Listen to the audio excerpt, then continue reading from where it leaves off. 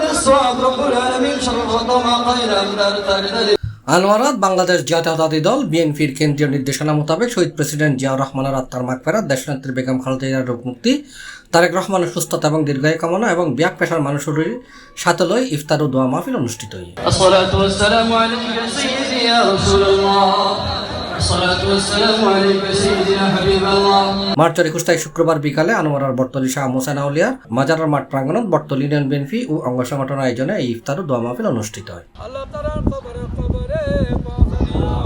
এ সময় আনোয়ারা উপজেলা বিএনপির যুগ্ম আহ্বায়ক ও দক্ষিণ জেলা বিএনপির সাবেক সমাজ কল্যাণ সম্পাদক, সাবেক চেয়ারম্যান আবুল কালাম আবু সভাপতিত্ব এবং উপজেলা বিএনপির সিনিয়র সদস্য ইলিয়াস করিম মিটি ও উপজেলা কৃষক দলের যুগ্ম আহ্বায়ক ইমতিয়াজ উদ্দিন চৌধুরী রুবেলার যৌথ সঞ্চালনায় প্রধান অতিথি আছেন আনোয়ারা উপজেলা বিএনপির সিনিয়র যুগ্ম আহ্বায়ক মঞ্জুর উদ্দিন চৌধুরী। এতে বিশেষ অতিথি আছেন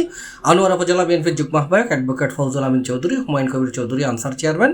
মেজবাউদ্দিন চৌধুরী জাহেদ, বটতলী ইউনিয়ন বিএনপির সাবেক সাধারণ সম্পাদক ইয়াহিয়া করিম টিপু, উপজেলা বিএনপির সদস্য বদরুল হক, এস এম কামরুল ইসলাম, জেলা যুবদল নেতা শাহাবুদ্দিন, ইউনিয়ন বিএনপি নেতা এস এম শাহাবুদ্দিন, ইউনিয়ন বিএনপির সাবেক সহসভাপতি মোহাম্মদ শরীফ, সুলাইমান মেম্বার, জহির মেম্বার, একেহান, সাবেক সাংগঠনিক সম্পাদক বখতিয়ার, যুবদল নেতা মিজানুর রহমান ফরহাদ সহ আনোয়ারা উপজেলা এবং বটতলী ইউনিয়নের বিভিন্ন স্তরের নেতৃবৃন্দ। শহীদ প্রেসিডেন্ট জিয়া রহমানের আত্মার প্রতি, স্মৃতির প্রতি শ্রদ্ধা নিবেদন করে দোয়া মাহফিল এবং ইফতার মাহফিল হচ্ছে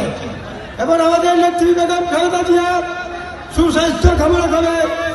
রোগ মুক্তি কামনা করে, ওনার দীর্ঘায়ু কামনা করে আজকে এই দোয়া মাহফিল। C plus TV,